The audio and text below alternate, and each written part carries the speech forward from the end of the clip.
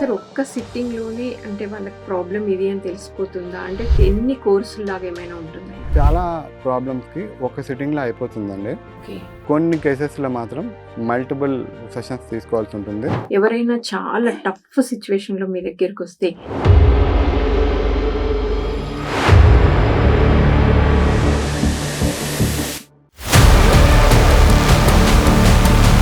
భగవద్గీతలో శ్రీకృష్ణ వాళ్ళు మనకి చెప్పారు,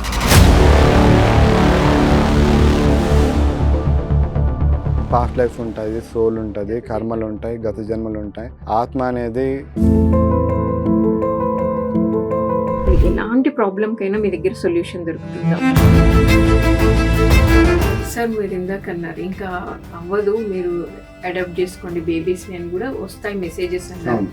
అంటే వాళ్ళు తొందరగా దాన్ని యాక్సెప్ట్ చేయలేరు కదా సార్. సెషన్లో వచ్చే వాళ్ళు హైర్ కాన్షియస్తో మాట్లాడుతూ ఉంటారు, లేకపోతే పాస్ట్ లైఫ్ చూస్తూ ఉంటారు. పాస్ట్ లైఫ్ జరిగేటప్పుడు ఏడ్ చేస్తుంటారు అనమాట. డీప్ హెల్త్ ఇష్యూతో కానీ వచ్చినప్పుడు మీరు వాళ్ళకి ఎలాంటి సొల్యూషన్ చూపిస్తారు?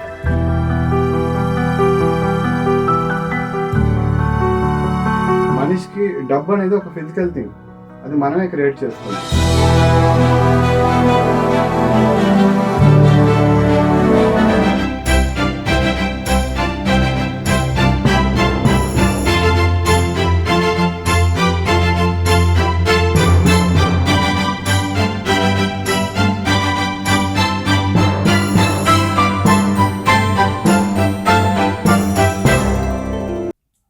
అందరికీ నమస్కారం. పాస్ట్ లైఫ్ రిగ్రెషన్ థెరపీ కార్యక్రమానికి అందరికీ స్వాగతం, సుస్వాగతం. ఈ కార్యక్రమంలో ఈరోజు మనతో పాటు ఉన్నారు. మరి పాస్ట్ లైఫ్ అంటే ఎంతో ప్యాషన్తో, ఎంతో ఇంట్రెస్ట్తో నేర్చుకొని, ఆయన నేర్చుకోవడమే కాకుండా దేశ విదేశాల్లో ఎంతో అద్భుతంగా సర్వీస్ను అందిస్తూ ఎంతోమంది ఆర్థిక సమస్యలతో, కుటుంబ సమస్యలతో ఎవరైతే బాధపడుతున్నారో ప్రతి ఒక్కరికి వారి సమస్యలకి చక్కటి సొల్యూషన్ చూపిస్తున్నారు. వారు మరెవరో కాదు, స్పిరిచువల్ కాన్షియస్నెస్ అకాడమీ వ్యవస్థాపకులు రవికాంత్ గారు. వారితో మాట్లాడి మరిన్ని విషయాలు తెలుసుకుందాం. సార్ నమస్తే. నమస్తే అండి, గురుభ్యో నమః.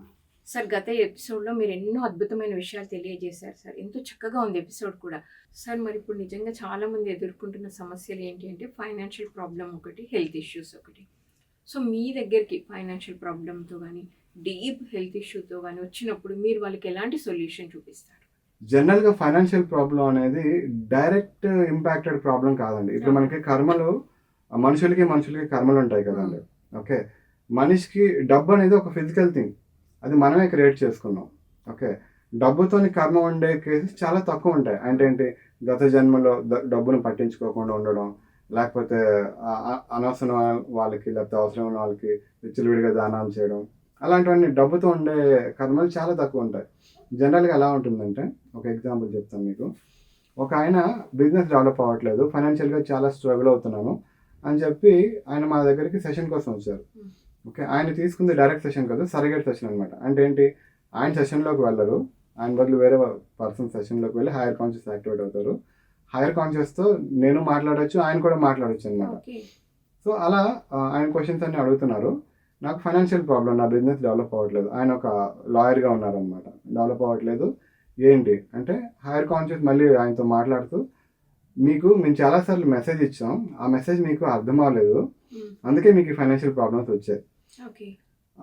ఇప్పుడు మీరు మీ మ్యారేజ్ లైఫ్లో మీరు ఇంకొక అమ్మాయితో మీరు ఆ అమ్మాయిని ఇష్టపడి ఆ అమ్మాయిని పెళ్లి చేసుకోవాలి, అలాగే ఇప్పుడున్న ఈ వైఫ్ని ఎలా అయినా వదిలించుకోవాలి అని చెప్పి మీరు చూస్తున్నారు.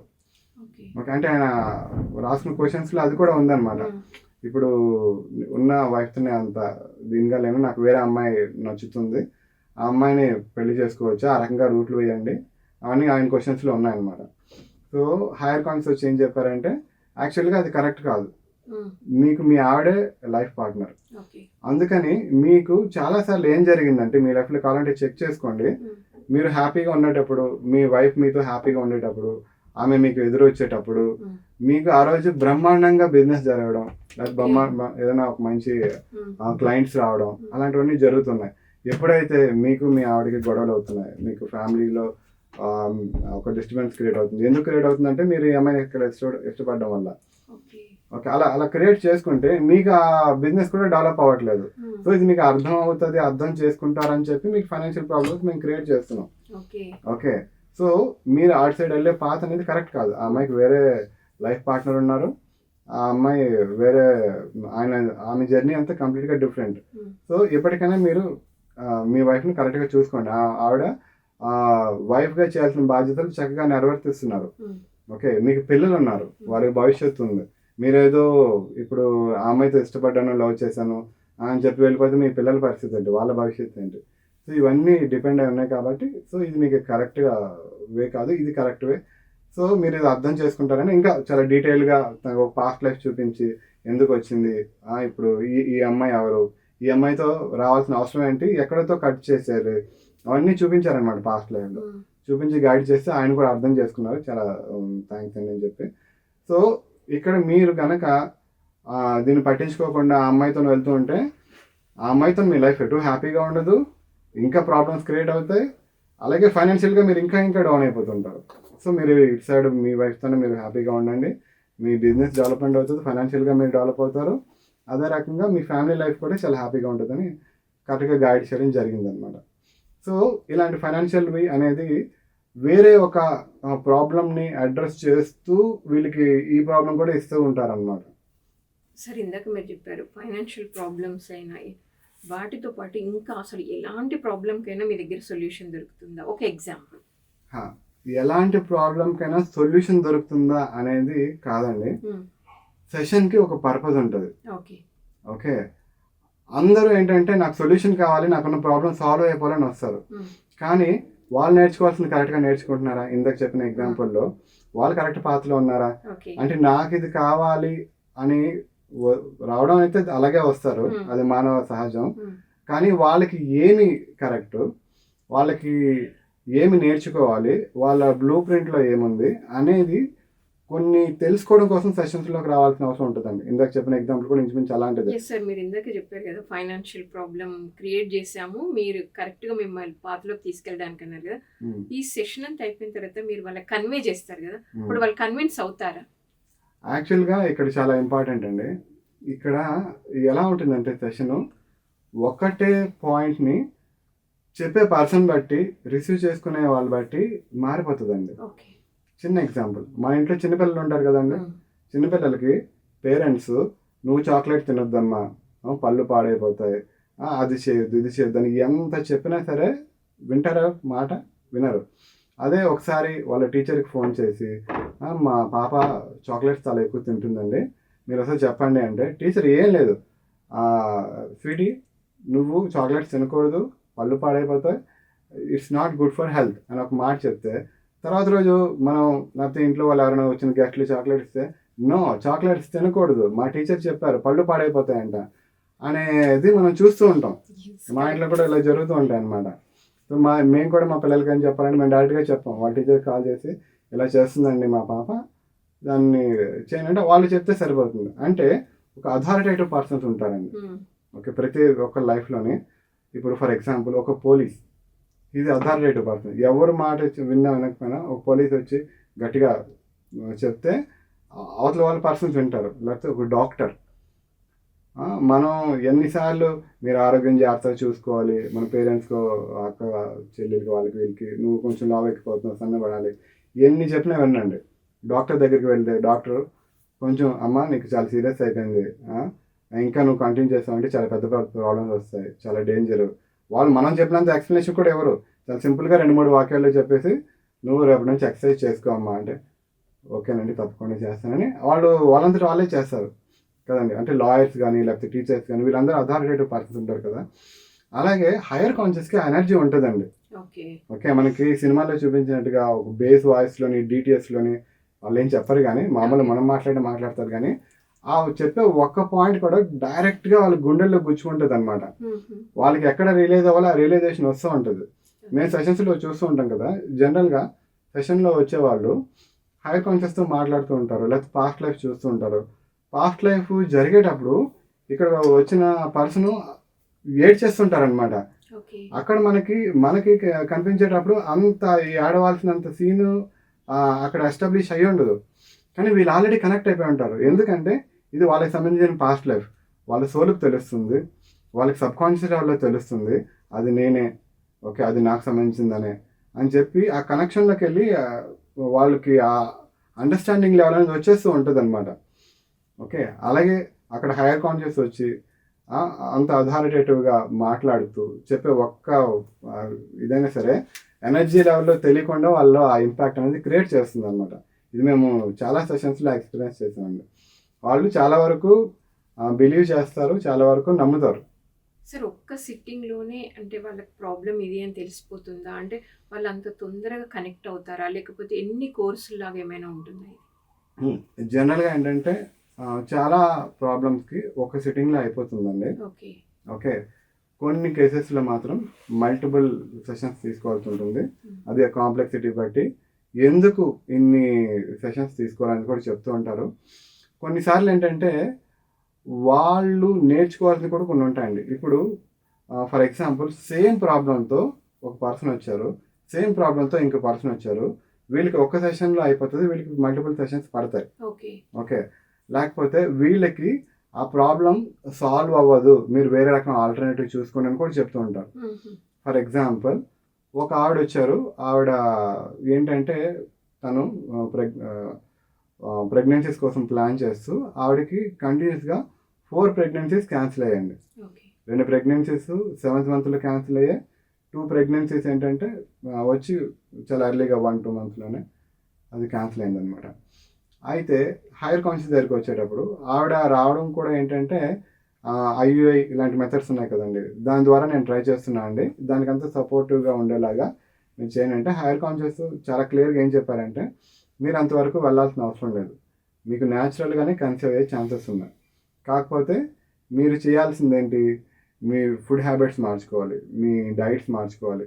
అలాగే మీరు ఇప్పుడు మీ మీద కాన్ఫిడెన్స్ మీరు కోల్పోయారు. ఎప్పుడైతే ఒక 4 ప్రెగ్నెన్సీస్ క్యాన్సిల్ అయ్యో నాకు ఇంకా పిల్లలు పుట్టరు, నా లైఫ్ ఇంతే అని మీ సెల్ఫ్ హార్ట్ మీరు చేసుకుంటున్నారు, మిమ్మల్ని మీరు ఇష్టపడట్లేదు, మిమ్మల్ని మీరు ప్రేమించట్లేదు. సో ఇవన్నీ మీరు చేయాలి, ఇవన్నీ చేసి మీకు న్యాచురల్గానే అవుతుందని చెప్పారనమాట. చెప్పారు. అయితే ఆమెకి అంత లెవెల్ అర్థం చేసుకునే అంత ఇది కూడా లేదు ఆవిడకి. హైయర్ కాన్షియస్ చేయాల్సిన హీలింగ్స్ అన్నీ చేశారు, న్యాచురల్గా కొంత ట్రై చేయమన్నారు. మళ్ళీ ఆవిడకి మీకు మల్టిపుల్ సెషన్స్ పడతాయి, మళ్ళీ రండి అంటే మళ్ళీ మీరు మిమ్మల్ని మీరు ప్రేమించుకోవట్లేదు, మీరు మెడిటేషన్స్ చేయండి, లేకపోతే మీరు చేయండి అంటే ఆవిడకి అంత అర్థం చేసుకునే ఇది లేదనమాట. చెప్పాల్సిందంతా చెప్తారు. ఇప్పుడు ఒక గుర్రం ఉందనుకోండి, మనం చెరువు దాకా తీసుకువెళ్ళి నీళ్ళు తాగమ్మా అని చెప్తాం కానీ మనం తాగించలేం కదా. సో అలాగా హైయర్ కాన్షియస్ వాళ్ళు ఏంటి, ఎందుకు, ఎలా మొత్తం అంతా చెప్తారనమాట. చెప్పి ఓకే ఇప్పుడు నీకు 2 ఆప్షన్స్ ఉన్నాయి. ఒకటి ఏంటి, నువ్వు ఇవన్నీ చేసి కంప్లీట్ చేసుకోవడం, లేదు అంటే ఇంకా మీరు ఇంత చేసినా సరే మీరు అవన్నీ చేయలేకపోతున్నారు కాబట్టి మీరు దత్తత తీసుకోండి. సో అలా అనమాట. సో ఓవరాల్గా ఏంటి, ఇలాంటి కేసెస్ మేము చాలా ముందు డీల్ చేసాం, పాటించిన వాళ్ళందరికీ సక్సెస్ అయిపోయిన వాళ్ళందరికీ అవుతున్నాయి అన్నమాట. ఎవరైతే చేయలేరో, అర్థం చేసుకునే ఇది ఉండదో వాళ్ళకి వేరే రకంగా సొల్యూషన్స్ చెప్తారనమాట. అయితే అవుతుంది, అవ్వకపోతే అవ్వదు.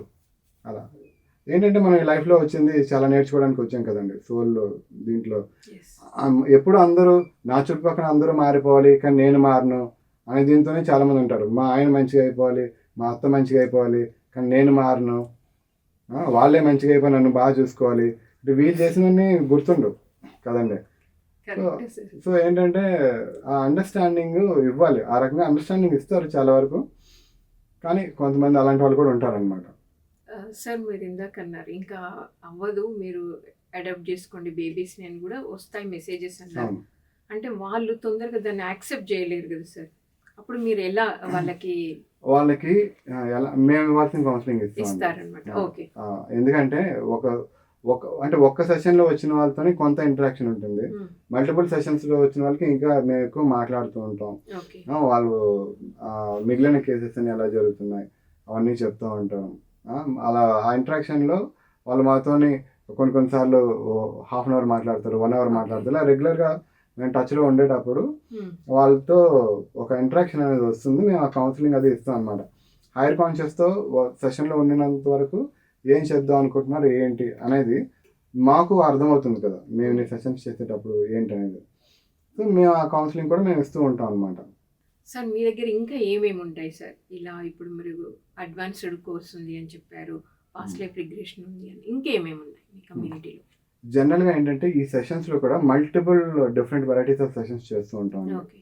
ఓకే, ఇప్పుడు ఎవరైతే పర్సన్ తనంతట తాను వెళ్ళి తన పాస్ట్ లైఫ్ని చూసుకుని తనే హైయర్ కాన్షియస్కి కనెక్ట్ అయ్యి చేసుకునే పద్ధతిని స్కా డైరెక్ట్ సెషన్ అని చెప్తా ఉంది. ఓకే. ఓకే, ఈ డైరెక్ట్ సెషన్లో ఆ పర్సన్ వెళ్తారు, అన్నీ తెలుసుకుంటారు అనమాట. ఓకే, మీరు కూడా ఏమి ఉండరు పక్కన?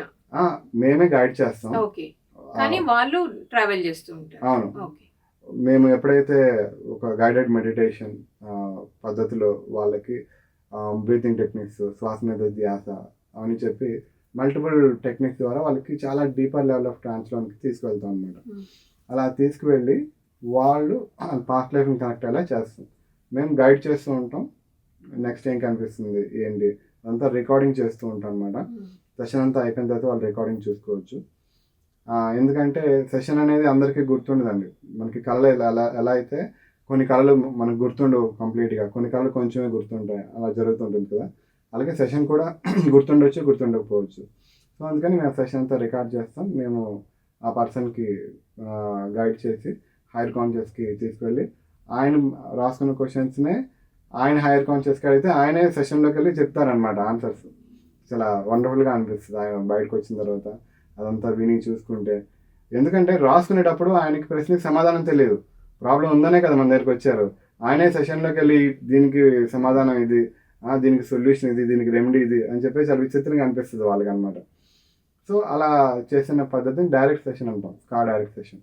నెక్స్ట్ ఏంటంటే స్కా సరిగేట్ సెషన్ అండి. ఇది ఏంటంటే ఇది కొంతమంది మేము డైరెక్ట్గా మేము అంత టైం పెట్టలేము, ఓకే మాకు అంత టైం లేదు అంటే కొన్ని ఎమర్జెన్సీ కేసెస్ ఉంటాయి, హాస్పిటల్స్లో ఉంటారు, ఓకే, లేకపోతే చిన్నపిల్లలకి చేయాల్సి వచ్చేటప్పుడు అప్పుడు మనం డైరెక్ట్గా సెషన్ చేసే పాసిబిలిటీ లేనప్పుడు ఎవరైతే ఆల్రెడీ కనెక్ట్ అయ్యి సెషన్స్లో బాగా డీప్గా వెళ్ళిన వాళ్ళు మా టీంలో మాకు తెలిసిన వాళ్ళు ఉంటారు కదా, వాళ్ళ హెల్ప్ తీసుకుని వాళ్ళని సరిగట్టుగా తీసుకుని వాళ్ళు సెషన్లోకి వెళ్తారండి. ఇక్కడ మనకి ఏంటంటే చాలా విచిత్రంగా సోల్ లెవెల్లో అందరం ఒకరికొకరు కనెక్టెడే.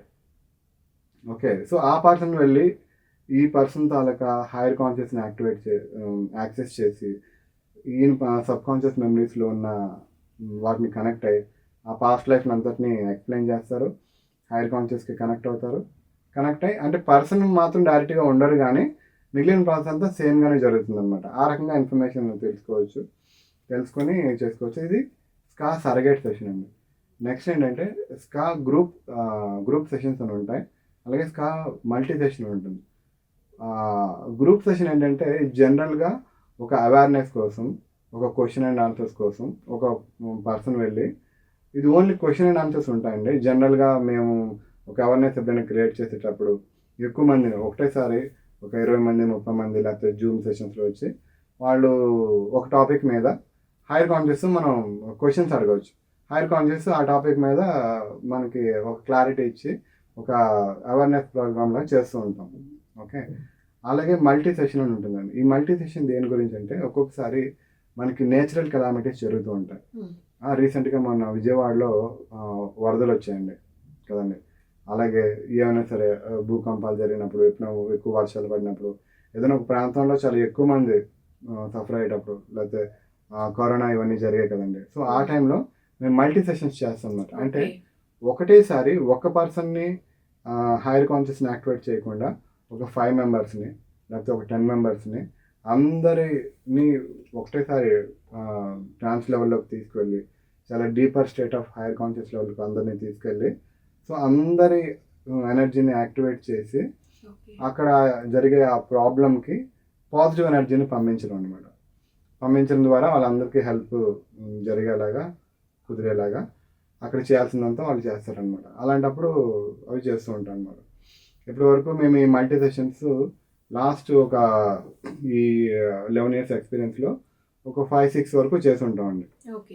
అంటే అంత అవసరం రావాలి, అప్పుడు మేము అందరినీ కాంటాక్ట్ చేసి ఒక టైం పెట్టుకొని సేమ్ అదే పర్పస్లో చేస్తూ ఉంటాం. ఆ టైంలో మేము క్వశ్చన్స్ అడుగుతుంటాం, ఎందుకు జరిగింది, ఏంటి, నెక్స్ట్ ఏమైనా రాబోతుందా, ఏమైనా మెసేజెస్ ఉన్నాయి, అలాంటివి కూడా కనుక్కుంటూ ఉంటాం అనమాట.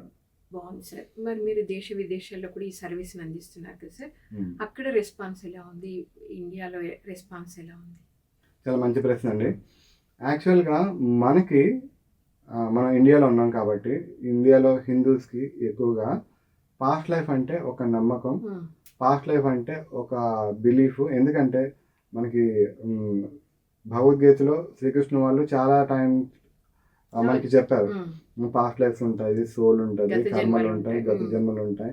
ఓకే, ఆత్మ అనేది దానికి చావు ఉండదు. మనం బట్టలు ఎలా అయితే మార్చుకుంటామో అలాగే సోల్ అనేది శరీరాలు మార్చుకుంటుంది. ఇలా భగవద్గీత మొత్తం అదే ఉంటుంది, భగవద్గీతలో ఉంటుంది. అలాగే చాలా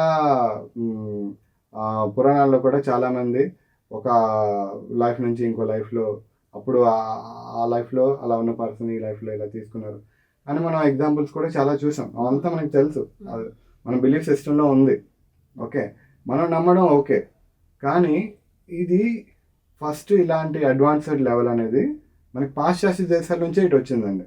ఓకే ఓకే, ఫస్ట్ ఇది స్టార్ట్ చేసింది డొలారస్ కనాన్ అని చెప్పి మా గురువు గారు.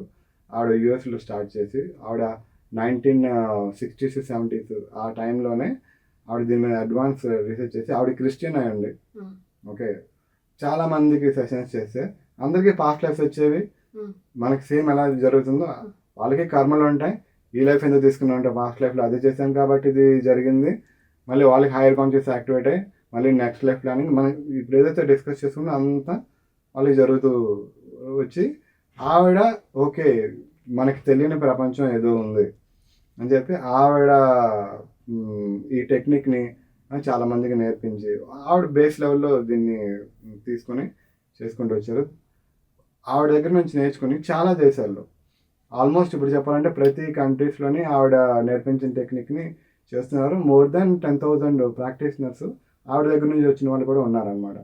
సో ఇండియాకి వచ్చిన తర్వాత మనకి గురువులు ఎక్కువ, ఇక్కడ యోగులు ఎక్కువ, అలాగే ఇక్కడ దేవీ దేవతలు మనకి చాలామంది మాస్టర్, మనకంతా డివైన్ ప్రపంచం చాలా ఎక్కువ ఉంది కదండి. సో దీన్ని అడ్వాన్స్ లెవెల్లో నేను నా ఎక్స్పీరియన్స్ యూజ్ చేసి హైయర్ కాన్షియస్ నాకు అప్పుడప్పుడు ఛాలెంజెస్ ఇచ్చేవాళ్ళు అనమాట. నువ్వు ఇప్పుడు చేసే ఇలా కాకుండా నువ్వు 8 monthsలో నువ్వు ఇలా చేయాల్సి ఉంటుంది అంటే, అప్పుడు అది ఎలా చేయాలో నాకు తెలీదు. సరే 8 monthsలో నేను చేస్తానని చెప్తున్నాను కదా, ఆలోచిద్దాం ఏం చేద్దాం అని అలాగ నేను దీన్ని ఇంకా ఇంకా ఇంకా డెవలప్ చేసుకుంటూ వచ్చి ఈ సెషన్స్ని చాలా దేశాల్లో ఓన్లీ ఆఫ్లైనే చేస్తుంటారు 1-to-1. ఇప్పుడు మేము దీన్ని ఆన్లైన్లో కూడా చేస్తున్నాం అనమాట. ఆన్లైన్లో చాలా సక్సెస్ఫుల్గా, ఆఫ్లైన్లో ఎలాంటి రిజల్ట్స్ వస్తున్నాయో అదే రిజల్ట్స్ చాలా చక్కగా మేము చేయగలుగుతున్నాం.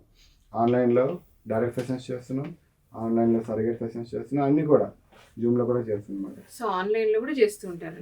ఆన్లైన్లో కూడా ఎక్కువ సెషన్స్ ఆన్లైన్లో జరుగుతున్నాయండి. ఎప్పుడైతే కరోనా స్టార్ట్ అయిందో ఒక మనిషికి ఇంకొక మనిషికి అసలు కనెక్షనే లేదు, ఇంటి నుంచి బయటకు వచ్చే పరిస్థితి లేదు. కానీ ప్రాబ్లమ్స్ ఉన్న వాళ్ళు చాలామంది ఉన్నారు. మనకు ఫోన్ కమ్యూనికేషన్ ఉంది. సో అప్పట్లో ఏంటి, ఇంకా హైయర్ కాన్షియస్తో మాట్లాడి ఇప్పుడు దీన్ని ఓన్లీ ఆఫ్లైన్ కాకుండా ఇంకా ఏదో ఒకటి చేయాలి అని నాకు థాట్స్ వచ్చి, దీన్ని ఎలా చేస్తే దీన్ని బెస్ట్గా చేయొచ్చు అని దీన్ని అడ్వాన్స్ లెవెల్లో దీన్ని అప్గ్రేడ్ చేసి మొత్తం ఇంకా ఆన్లైన్లోకి తీసుకురావడం జరిగిందనమాట. అప్పుడు కరోనా టైంలో కూడా చాలామందికి మేము హెల్ప్ చేయడం జరిగింది. ఆ టైంలోని అప్పటిదాకా ఉన్న వాళ్ళు కాకుండా ఇంకా చాలా ఎనర్జీస్ కొన్ని క్రియేట్ అయ్యాయి. అంటే మేము ఆ టైంలో విన్నది ఏంటంటే బ్లడ్ హీలర్స్ అని చెప్పి. బ్లడ్ హీలర్స్ అంటే ఏం లేదు, మన బాడీలోనే ఎనర్జీ క్రియేట్ అవుతుంది, బ్లడ్ అంతటిని హీల్ చేస్తుంది, మళ్ళీ బ్లడ్లోనే కలిసిపోతుంది అనమాట. దానికి ఆ పేరు పెట్టారు. సో అప్పట్లో మేము రెగ్యులర్గా పిలిచేవాళ్ళం అనమాట, వీళ్ళు కరోనాతో బాధపడుతున్నారు, బ్లడ్ హీలర్స్ మీరు రండి అంటే వాళ్ళ బాడీలో సెల్స్ క్రియేట్ అయ్యేవి, వాళ్ళు నరాల్లో వెళ్ళి మొత్తం అంతా హీల్ చేయడం, అక్కడున్న ఎనర్జీస్ని కన్వర్ట్ చేయడం, అవన్నీ చేసేవాళ్ళు అనమాట. సో అలా సృష్టి కూడా వచ్చే కొత్త ప్రాబ్లమ్స్ తగ్గట్టుగా చేంజ్ అవుతూ ఉంటుంది కదా, అలా మేము అవన్నీ విన్నాము, తెలుసుకున్నాం అనమాట. చాలా చక్కటి ఇన్ఫర్మేషన్ తెలుస్తుంది సార్, చాలా బాగుంది. సో మీరు అంటే ఇప్పటివరకు 11 years పైనుండి ఈ ఫీల్డ్లో ఉన్నారు కదా, ఎవరైనా చాలా టఫ్ సిచ్యువేషన్లో మీ దగ్గరికి వస్తే మీ ద్వారా సొల్యూషన్ దొరికింది ఏదైనా ఒక ఎగ్జాంపుల్? జనరల్గా మనం అనుకున్నట్లుగా ఎవరికి వాళ్ళకి వాళ్ళ ప్రాబ్లమే చాలా పెద్ద ప్రాబ్లం అండి. ఓకే. ఓకే, మా దగ్గరకు ఒక క్లయింట్ వచ్చారు. ఆవిడ ఏం చెప్పారంటే, ఆవిడ అమెరికాలో ఉంటారనమాట. ఇక్కడ అంటే వాళ్ళు చాలా బాగా రిచ్ అనమాట. అమెరికాలో చాలా మనకి ఇప్పుడు జూబ్లీ హిల్స్ అలా ఆవిడ అలా, కాకపోతే ఆవిడ స్పిరిచువల్గా ఉన్నారు కాబట్టి ఆవిడ అందరినీ చూసి అనలైజ్ చేసి ఆవిడ ఏం చెప్తుంటారు, ఇక్కడ ఉన్న వాళ్ళందరికీ జీడిపప్పు కష్టాలండి. ఒక్కొక్కరికి అమెరికాలో ఇప్పుడు మనకి జూబ్లీ హిల్స్ లాంటి ఏరియాల్లో ఒకరికి 10 ఇళ్ళు ఉంటాయంట. అరే వాళ్ళకి 10 ఇళ్ళు ఉన్నాయి, నాకు ఇంకా 9 ఉన్నాయి, నీకు ఎంత కష్టపడిపోతారా? ఆవిడ చెప్పిన ఎగ్జాంపుల్ ఏంటంటే, ఇవన్నీ జీడిపప్పు కష్టాలండి. అంటే ఏంటి, మనం భోజనంకి వెళ్ళాం, చక్కగా ఫుడ్ పెట్టారు, అన్ని పెట్టారు, కానీ పక్కన వాడికి జీడిపప్పు పడింది, నాకు జీడిపప్పు పడలేదు. ఎంత బాధపడిపోతారంటే, అమ్మ నాకు ఈరోజు జీడిపప్పు రాలేదు అని బాధపడిపోతుంది. సో అదే వాళ్ళ కష్టం అనమాట. దానికి ఆవిడ జీడిపప్పు కష్టం అని చెప్పి పెట్టింది అనమాట. సో అలా అంటే ఏంటంటే, ఇంకా చాలా చాలా ఎక్కువ కష్టాలతో ఉన్న వాళ్ళు చాలా ఉన్నా సరే, ఎవరికి వాళ్ళకి వాళ్ళ చిన్న కష్టం కూడా పెద్ద కష్టంగా ఫీల్ అయ్యే వాళ్ళు కూడా ఉంటారండి. అయితే ఏంటంటే, మన దగ్గరకు వచ్చేవాళ్ళు కూడా మీరు చెప్పినట్టుగా చాలా అంటే చాలా కష్టాలతో వచ్చిన వాళ్ళు కూడా ఉన్నారు. అంటే ఏంటి, ఒకసారి సూసైడ్ చేసుకోవడానికి ట్రై చేసి, అంటే ఆయనకి ఎంత కష్టం వచ్చిందంటే, వాళ్ళ వైఫ్ చనిపోయింది, వాళ్ళ ఫాదర్ చనిపోయారు, ఇప్పుడు మదర్కి ఏమొచ్చి ఒక పారాలసిస్ వచ్చింది, ఇంకొక ఆవిడని పెళ్లి చేసుకుంటే ఇప్పుడు మదర్ని ఈయన చూసుకోలేరు, వాళ్ళ వైఫే చూసుకోవాలన్నమాట. ప్రతి పనికి పారాలసిస్ అంటే ఇంకా బాత్రూమ్ పనులు అన్నీ కూడా చేయాలి కదా. ఆవిడకేమో అవన్నీ ఇష్టం లేదు. ఆవిడేమో మళ్ళీ గొడవ పెట్టుకొని వెళ్ళిపోయింది. ఫైనాన్షియల్గా ఏ బిజినెస్ చేసినా లాస్.